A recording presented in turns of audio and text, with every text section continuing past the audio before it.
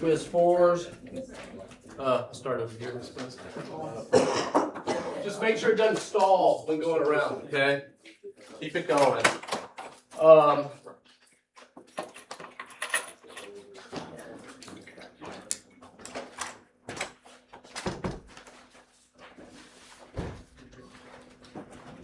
I have like 4 quizzes and exams here too, for any if you want to pick them up at the end of class. So I don't know if you noticed, but I've been trying to fix the grade book. It's all screwed up. Slowly but surely, I'll figure it out. There is a glitch in the Canvas system. Once you establish a total score for a certain quiz, you can't change it. It's weird. So I have to create a new quiz and then copy and paste all this nonsense. Frustrating. So, anyways, I'll get the grade book straightened out probably this afternoon. I mean, it's a lot of work. You just leave it as over 100%. Yeah, I just give everybody 100. Okay. So today we're going to do singularity functions. So beam deflection with singularity functions.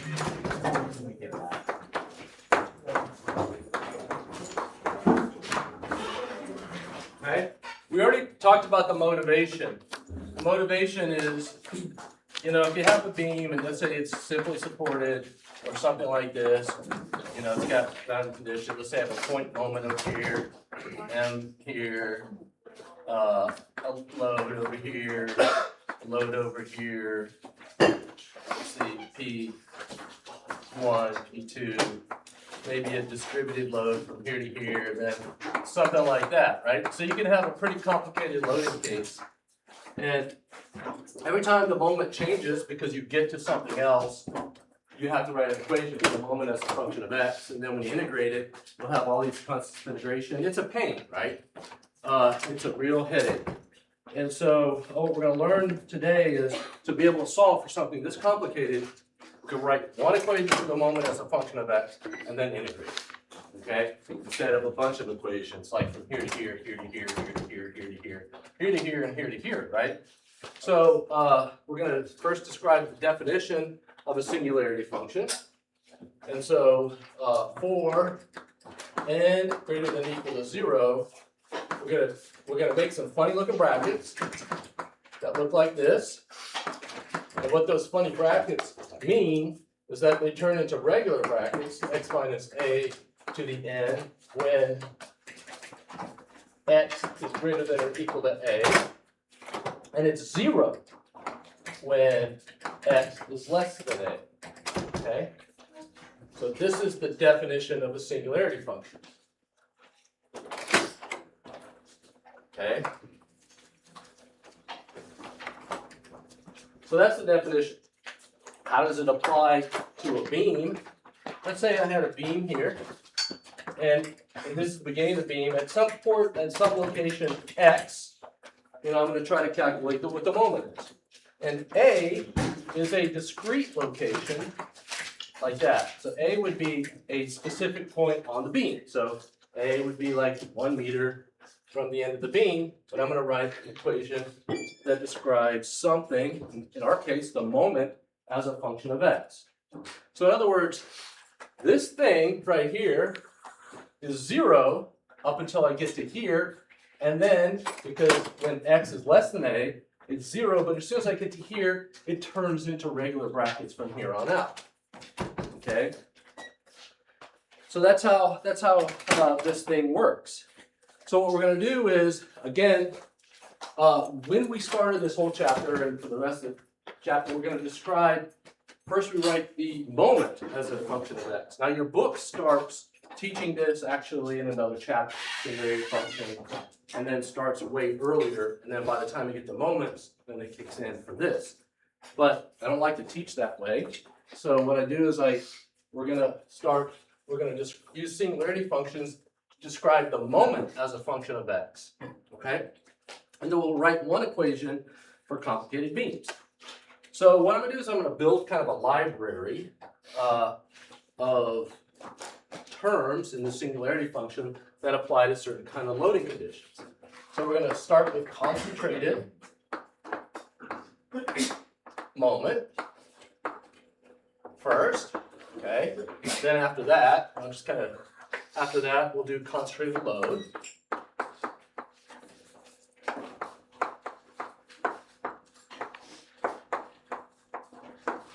Right? And then after that, I'm going to describe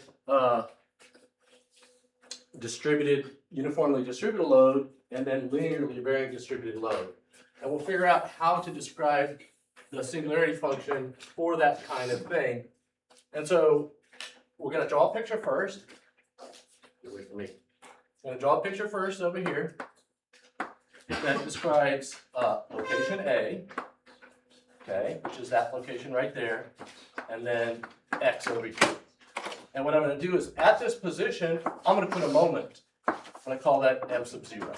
Okay, that's a moment at this location A. And what I want to do is describe the moment as a function of X.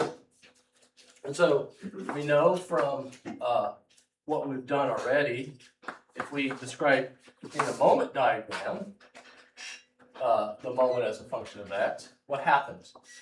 Right here, there's no moment, right? It's the end of the beam, there's no moment. So there's no moment until I get to there, right here. And all of a sudden it kicks in. What happens to that moment? Does it jump up or down? Remember from your shear force and bending moment diagrams? Down. Down. Okay? The right hand rule doesn't apply, right? So it shifts down like this. And then from there on, we got a moment that looks like that, right? And so from here to here, M sub X is equal to 0. And then from here to here, M of X is equal to 0. From here to here, from here on, M of X is equal to minus M sub 0. So where do we get that from? Well, we can sum moments about X and set it equal to 0, right? And so in this section of the beam right here, okay, we can write this, X, that's positive. Then we have a plus M sub 0 plus M sub 0 equals 0.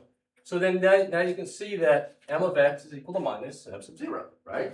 We just do basic statics. So then we can write a singularity function where M of X is equal to minus M sub 0, funny brackets, X minus A to the what power do you think that's going to be? So if I want this thing right here to look like this right here, what power is that? Not 1. 0. Right? 0. So in other words, this right here is the description of a singularity function in singularity function form of a point moment that starts at A. Okay? See that? See how that's starting to work? Now we're going to do the next type of loading. And the next kind of loading we're talking about is a load P. And I'm showing it down here, where that load is at A. And now I'm going to describe things as a function of X. Right? And what I want to do is describe the moment M sub X there. So I know from my diagram of, the moment diagram here, nothing happens until I get to A right here, and then it does this from there on out, right? The moment. That's what happens. So where did I get that from? In other words, here I got M of X equals 0, and from here to here, M of X equals minus P X minus A.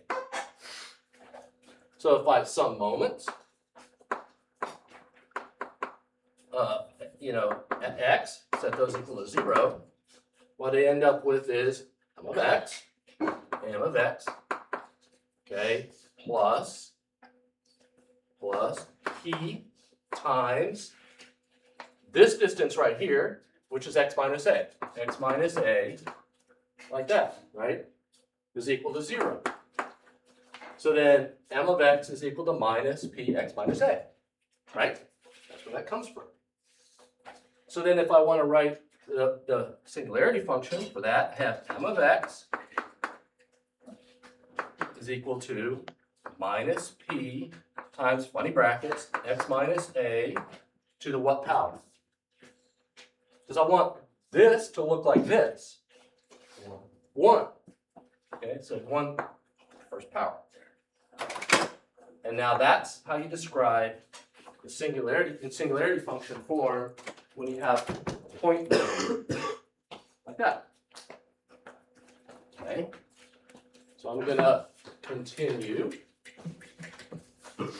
with a with a constant distributed load that starts at A.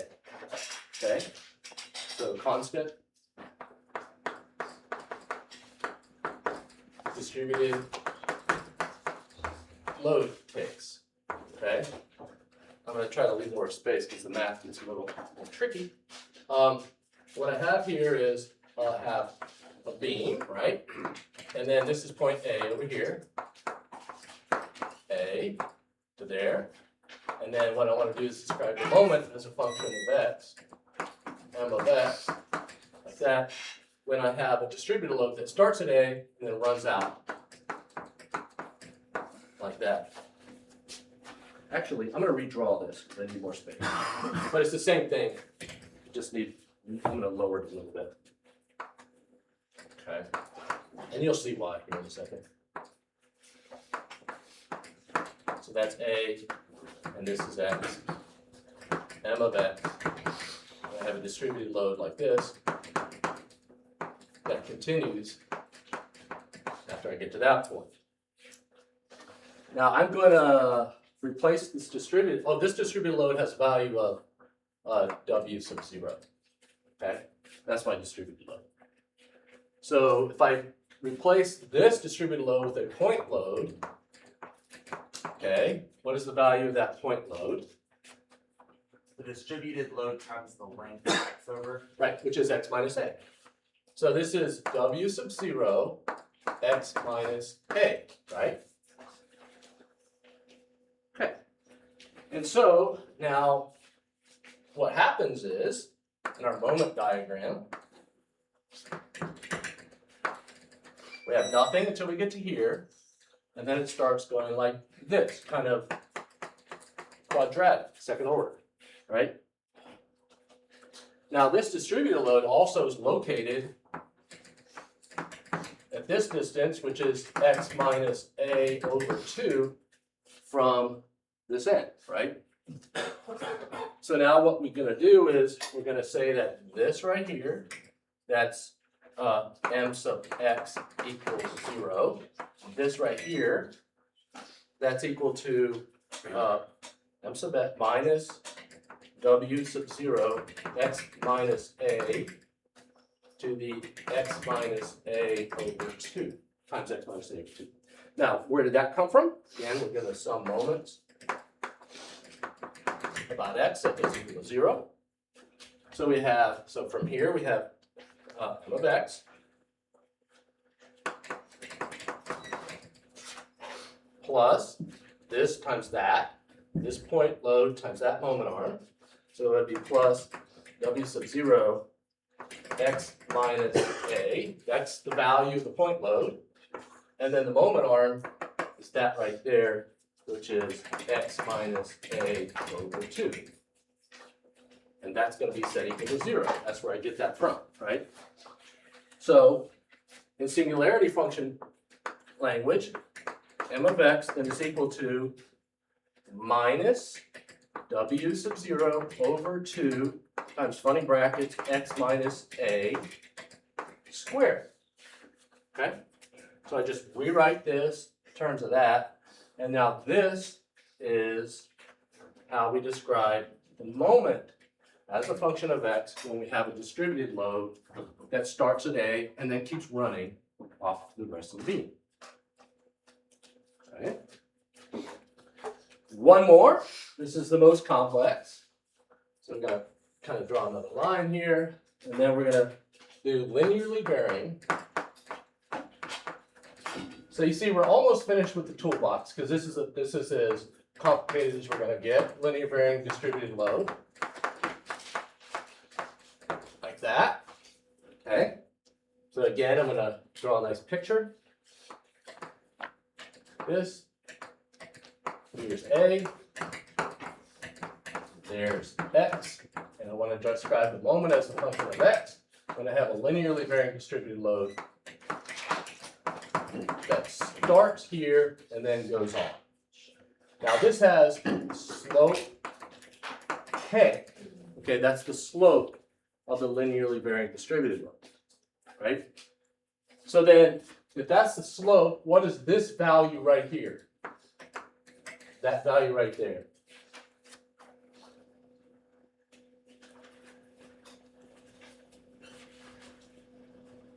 Y equals Kx, right? So, what is Y? Y is this value here. What is X? X is this value here.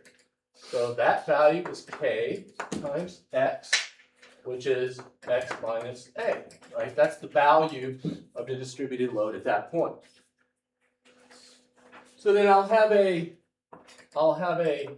point load that represents the integration underneath this, and that point load right there is 1/2, because it's triangular, rise over run.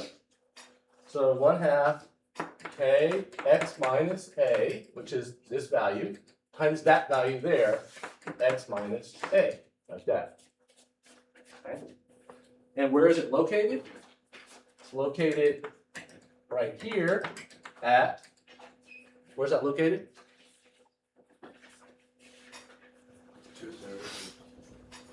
2/3 from this end. So what about this end? Because we're summing moments about here. So that's why we're showing that moment on. 1/3, right? So that's 1/3 X minus A. And then when we draw the moment diagram, as a function of X, then 0 till I get to here. And then it'll be like this, but instead of squared term, it'll be a cubed term. And then so from here to here, that's m of x equals 0. And then from here on, it's m of x equals minus 1/2 k x minus a squared times x minus a over 3. Because this is right here 1/2 k x minus a squared. So that's the point load. And so to be more specific, we sum moments x equals 0. And we end up with this, which says m of x, right here, positive, plus, right-hand rule, plus the load, which is 1/2 k x minus a times x minus a, times the moment arm, which is 1/3 x minus a, like that. So this right here was the force, and this is the moment arm. Okay. So then if we want to write the moment as a function of x for this, that's equal to minus k, that's the minus, k over 6 x minus a cubed.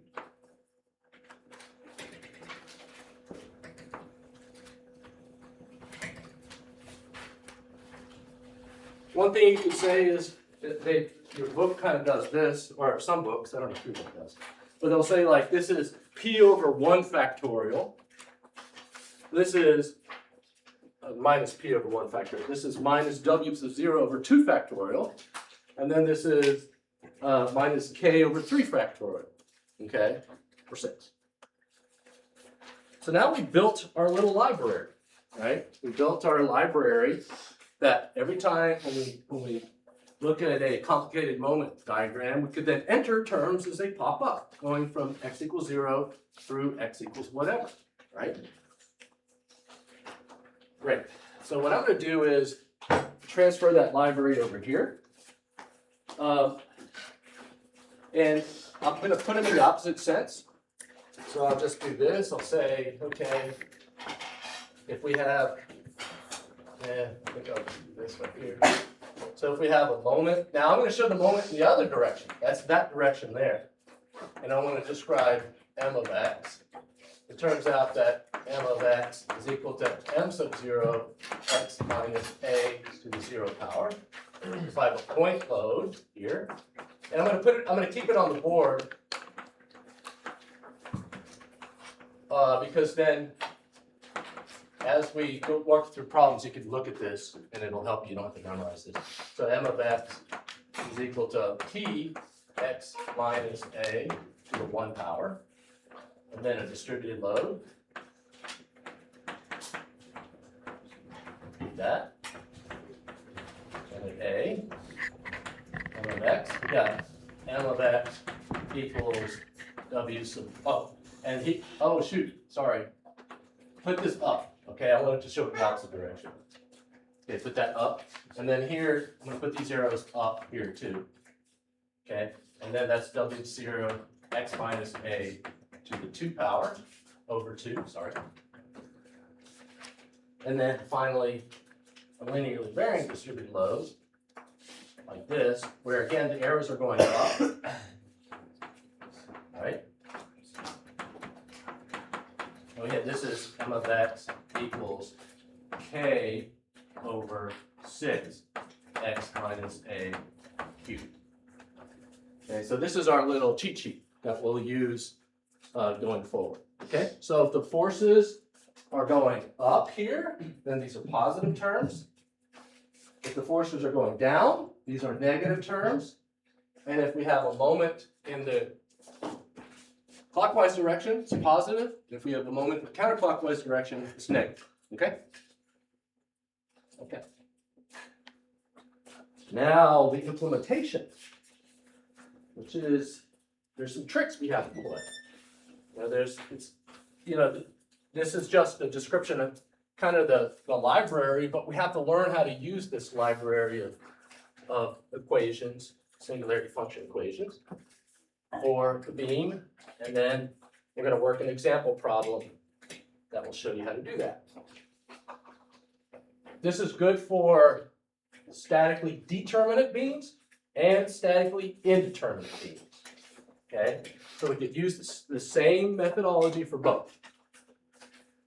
Okay. All right. There's our library. But what happens if we have something like this? What happens if we have a beam like this and we've got a distributed load like that? So it doesn't run all the way across.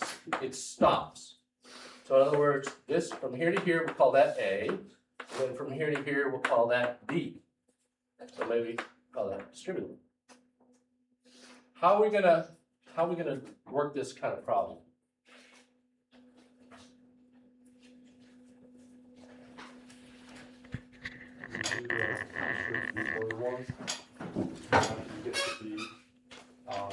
Once you get to B, you count it as a point load. Almost. Once you get to B, something happens, and not a point load. So I'll just cut to the chase here. So this right here, because think of the singularity functions as a switch. You turn the switch on, but there's no off switch. There's no off switch. You can't turn it off. You can only turn on the switch. So how do I turn this off? Like, here's A, here's B. How do I turn it off? Subtraction equivalent of that one of B. You put an equal and opposite distributed load. So in other words, here, I'm going to put an equal and opposite distributed load that cancels that one, right? So in other words, this thing, because this cancels that from here on out, there's no load, no distributed load. So I'm going to play tricks, and if this is W sub 0, this is W sub 0, but it's in the opposite sense. So then what I end up with is, if I want to describe the moment, let's describe the moment as a function of x for this kind of beam, that's equal to, here, I got minus W sub 0 over 2 x minus a to the second power, then plus W sub 0 over 2 x minus b to the second power. Okay? See how I did that? So I start on this end, I march along, I get to this thing, I put a term down for that. Okay, well actually I'm working off this drawing because this drawing can't do it. So here I'm working along, all of a sudden, boom, I get to here, I put that term in there. It's minus, right? And then I get to here, then I put that one in there, and then I move on. Okay. These are, you know, you have to be creative in figuring out the equivalent loads, especially if they're linearly varying distributed load. Especially if you have something like a linearly varying distributed load like this. Okay, how do I negate this right here? All right, I can start it here, and then something's got to change from there on out. So you have to figure that out. So you have to be creative. There's examples in the book, so you can kind of get some clues. Now the rules of calculus.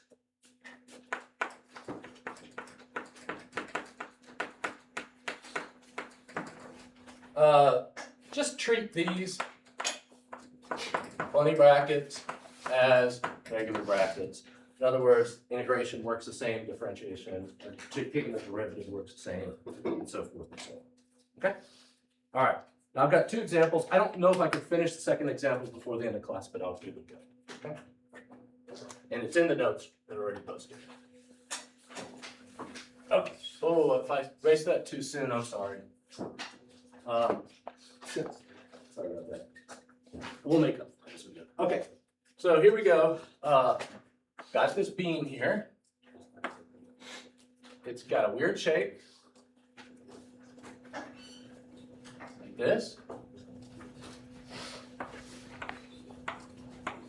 These are all 5 feet, 5 feet, 5 feet, like that. I have these boundary conditions. Okay, simply supported. And I've got a load right here on this end of this thing. And we'll call that 40 kips. And then I have a distributed load that goes from here to here. And these are going down like that. And the value of this distributed load is 4 kips per foot. Okay? So that's our beam. And what I want to do is find the slope and deflection at B. So this is A, this is B, this right here, this is location C, that's location D. Okay? And what's given is that I equals 134 inches cubed, and E equals 29 times 10 to the 6. It's actually an I-beam. This is something like, something like this. It's a W16 by 77 in your factory book. Okay. All right. So what's the first thing we're going to do? We're going to redraw this. Okay. We're going to redraw it so that we could use singularity function, because we got, what are we going to do with this? Well, I'm going to cut to the chase and tell you that this right here is 30 kips. So you have to do the same thing. You have to draw the free body diagram and then calculate the reaction. So what do I do with this 40 thing? What I can do is I can move it here, so I can put the 40 over there, because that's where it actually affects the beam, right here. So I'll say that's 40 kips. And a moment, because this thing would have a moment that goes like that, right? So I just have a force and a moment over here. So this is my moment, and my moment here is 200 kip feet. Okay? And that 200 comes from 40 times 5. So in other words, I've I transferred this force to this point with the moment, and that's the equivalent, right? That's how it affects the horizontal part of this. I also have a reaction at this end, which I don't need to calculate. Funny enough. Why don't you think I have to calculate that? Because when I go back to evaluate it, turns out that x is always less than or equal to this. So it's always going to be 0 by the time you go towards the end. So have you guys got the quiz yet? Everybody? Quizzes in the middle? Everybody have the quiz? You guys have quizzes? Okay, cool. Thanks for doing that. All right, this thing we have to deal with. So we're going to put this like this and then move it all the way across like this. Going down. So this was 4. And then we're going to negate it from here on like that. So we have essentially like that. So here I also have 4 kilometers per foot. Now you know why I put all this stuff over here, because it gets too crowded. Okay, so that's now the diagram. So you have to do this. When you do singularity functions, redraw the loading. You're going to forget to cancel this if you don't. But now, when you redraw it, you won't forget to cancel things. Why are we doing that? And what are we doing there? We're redrawing the loading conditions here so that we can apply singularity functions. So why do we have a distributed load going up now? Because this thing, once it starts, it's got to run all the way out. But there's no distributed load for here, so I've got to negate it, the running all the way out, with an equivalent over here that cancels it from here on out. So from here on out, this and that cancel each other, right? So then it's as if you don't have any distributed load. Okay, so now we write the equations. So we're going to write EI, second derivative of y with respect to x, like that, is equal to. Then we just start writing the terms. And so I like to start out with this order here. I like to do things in this order. It just keeps it more orderly, okay? So if there's a moment, I'll do that. If there's a point load, I'll do that. Then I'll do distributed, then this, in that order. So if I start off the beam and now I'm going here, there's no moment here, but I certainly have a force, right? So what do you think the first term is going to be? 30, okay, that's the value, okay, so it's this right here, P times x minus what? Where am I? This is A of this case, which is x is equal to 0 to the 1 power. It's positive because it's going up. Then I have distributed load at the same place. So that's going down. So we got a minus 4 over 2. That's 4 kips per foot over 2. So W is 0 over 2. X minus 0 squared. Okay, so I've done these two. Now I come over here. I have a point moment here. That point moment is going to be clockwise. Look at that. That's clockwise. So then I got a plus 200 x minus, now what do I put here for A? Where am I on the beam at this point? 5. Very good, very good. 5 to the what power? 0. Also, I have a point load here, so I want to include that point load that's going down. So I got a minus 40. Then I got x minus 5 again to the 1 power. And then plus this distributed load here that negates that distributed load. So that would be a plus 4 over 2 x minus 5 squared. Okay? See that? So I have a term every time that something changes on this thing. I'm going off of this diagram. When we write out our equation sheets, are we only going to get? You cannot put any drawings. Okay, that's what. Yeah. you can put this stuff on. You could probably do something like this. So M, some P, some W, some K, something like that. Okay? If that helps you. So where did this thing Oh, that's solving for the reaction. come from? Yeah, so I should have put solve for reactions. Okay? Can you explain what you did for the very last term in there? You have Mhm. 4/2 x minus 5 squared. Mhm. Where did that come from? This thing right here. So this distributed load negates this one, and it starts here, right? So it starts, yeah. So it starts here and then goes. So that distributed load is 4, so 4/2, x minus 5 to the second power. You're gonna get the hang of it as we go for more examples. Is there not a reaction at point D? There is. But it turns out that I don't have to evaluate it. So I'm gonna just leave it. Why do you not have to evaluate? Because when I plug in at the end, I'll have x minus 15, and it would be 15 minus 15, so that's going to be 0 at the end. You'll see when I start evaluating things why we don't have to worry about it. Okay?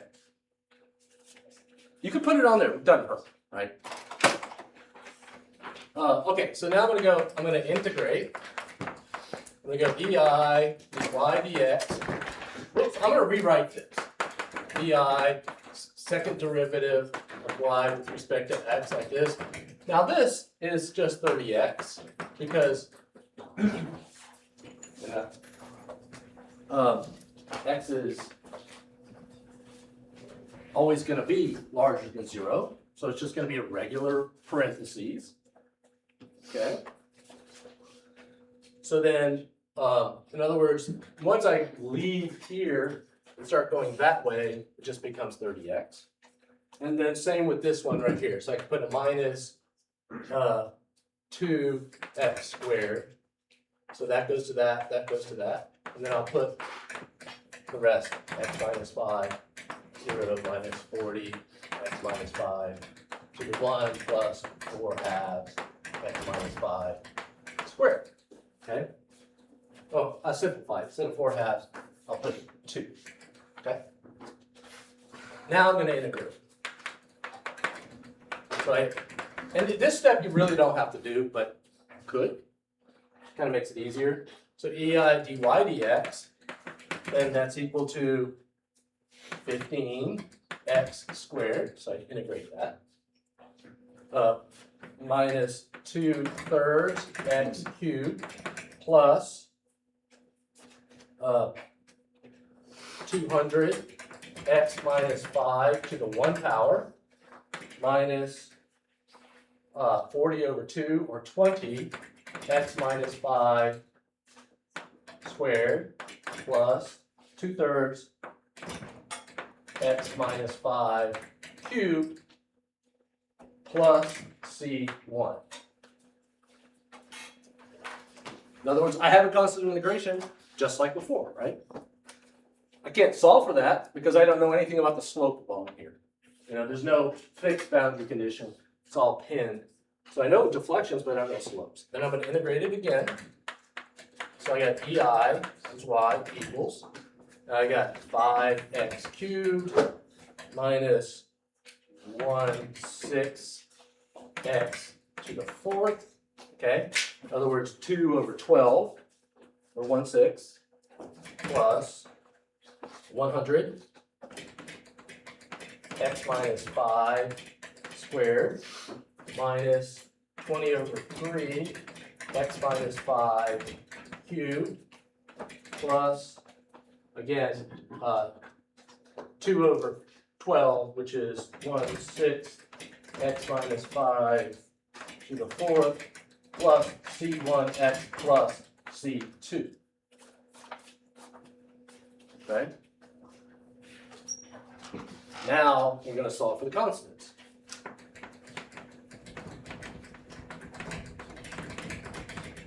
We're going and solve for those two. Okay? So what do? Plug in my boundary condition.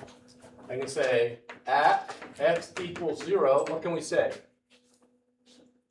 I got a pin over here. What can I say about at x equals 0? Y equals 0. Deflections equal to 0. Right? Therefore, what? I'll plug it in here. I got y equals 0 because EI is not equal to 0. That's 0, 0. How do I evaluate this one? Goes back to the definition of a singularity function. This thing is 0 until I get to 5, right? So this is 0, this is 0, that's 0, that's 0, so C2 is equal to 0. Remember the definition of a singularity function. Those funny brackets, x minus a is equal to regular brackets, x minus a, as long as x is greater than or equal to a. But if x is less than a, the whole thing is 0. Okay? Referring back to the definition of the singularity function.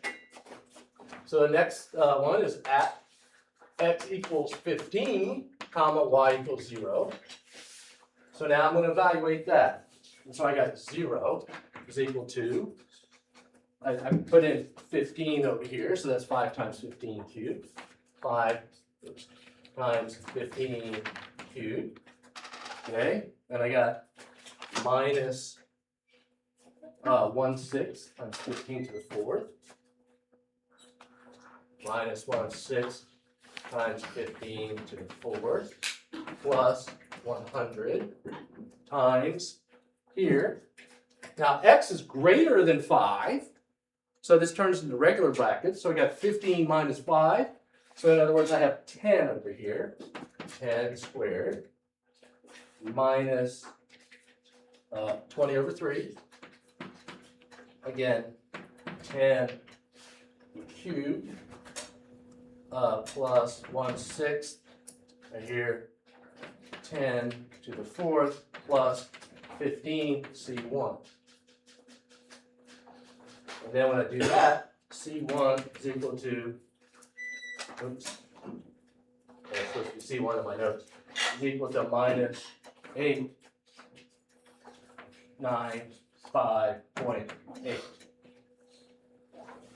So then I plug this back in here, and I got EI times y equals 5x cubed minus 1/6 x to the 4th plus 100 x minus 5 squared minus 20 over 3 x minus 5, funny brackets, cubed plus 1/6 x minus 5 to the 4th minus 895.8. And this is my equation of the elastic curve. In other words, the equation that describes y as a function of x. I could then plug in for the deflections. Now I need more board space, so I think I'll just erase this. Hopefully this will be okay. So then I plug in deflections at B. Okay. And the deflection at B, in other words, at x equals 5. Why am I doing this? Because that's what I asked for in the problem, right? What's the deflection at B and what's the slope of B? In that one, is it supposed to be 895.8x? Is C1x? Absolutely. Yep. Very good. Good catch. So then I put the deflection at B, or that's at x equals 5. So then y is equal to 1 over EI. That's where the EI comes in now. Just take the EI and put it on this side. And then I plug in 5 times 5 cubed minus 1/6, 5 cubed. So I got, oh, I think that's to the 4th, right? To the 4th. I found another mistake in my notes. Plus what about this thing right here? Once we get to A, in other words 5, and we're talking about 5 here, then it turns into regular brackets. So I got 5 minus 5, this is 0, right? So then I got 100 times 0 cubed minus 20 over 3 times 0. Oh, that's squared, sorry, squared. Cubed plus 1/6 times 0 to the 4th minus 895.8x, like that, times 5. For those over there, that's times 5. And then when you evaluate that, you plug in P and I and all that kind of stuff, and you get Y equals minus 17.7 times 10 to the minus 3 feet, which is equal to 0.212 inches. That goes that way. And then slope at B. In other words, x equals 5. We, instead of using this equation here, we use this equation right here. Okay, and then we just plug that in. And what you'll end up with, if you want to try it out, you get theta B equals minus 2.703 times 10 to the minus 3 radians. Okay, you'll get radians, or equals 0.155 degrees. Okay, so that's all the stuff's in the notes. Okay. See how that works?